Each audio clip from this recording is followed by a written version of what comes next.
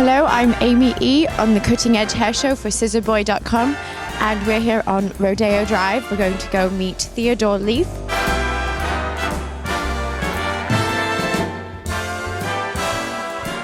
Over at his salon in Beverly Hills, and we're going to see a Beverly Hills blowout.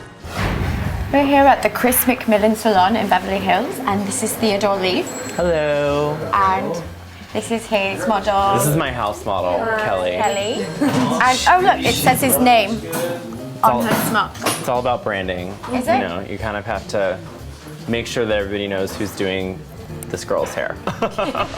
Right, as she walks around the salon, you see her name. It's advertisement. Maybe another client likes it better. And then It's true. It might go to you. It's true. Well, I actually started doing it because of fashion shows. Because I would do fashion shows and I have like 6 models lined up. And well, that's the other thing. You don't lose your smocks. That's the other thing, because no one's going to steal it from you.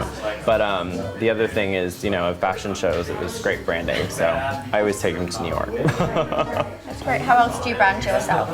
I have my website. I have, you know, my business cards, thank you notes with my logo. I also do V's, which is, I saw this in a store and they were like, oh, join my fan club. It was a really great, easy way for me to get clients' info because it's very like, you know, it's very light and fun, like join my fan club, like they love their hair. I'm going to join. Okay, you better join. I want to join. Okay, you can join. Everyone can join. See, it works, right? There you go, Everybody boy. wants to join.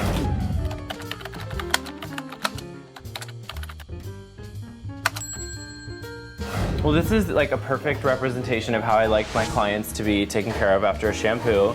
We do a chopstick, nice comb out. She could walk out the door like right? this even. Yeah, I don't want my clients with like drippy hair, like they always look chic, so when they sit down, they don't feel like, oh, I'm like all gross and it's bright lighting makeup and my is getting messed up yeah, from my wet hair. yeah, so I always use a chopstick just so they look nice and clean. And you know, in a salon, like we work, I don't know, there's like 15 or 20 stylists, like you have to differentiate yourself from everybody else. So my cape is branded, my clients, you know, come out of the shampoo bowl looking a certain way. It sort of changes the level of experience for her, you know, and I feel better about what I'm doing as well. So we're going to do a blow dry today, right? We're gonna show you like my classic blow dry. I've been doing this since I used to work in Atlanta, and it's made me a lot of money and given me, it gives you a lot of kudos, because if you can really finish out hair, people respect you and they trust you to cut their hair, they trust you to color your hair, they trust you to do a lot of things. If you can really give them a great blowout, that'll last for days.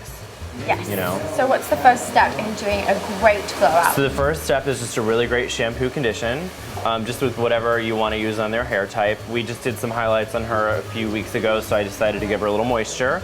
And then just comb out, and literally it starts just like this, and I'm just gonna section her off with my chopstick.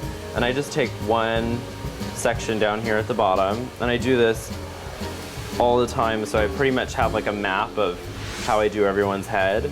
It's funny when people come in for a blow dry and they're like, oh, you know, this is how I like it. Like pretty much I could do this blow dry on everyone and they're happy. Excellent. Like it's sort of a catch-all.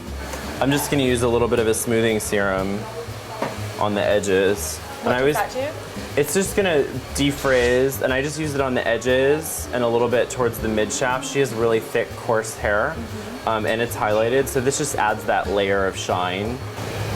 Make sure it's all glorious. And it smells good too, right?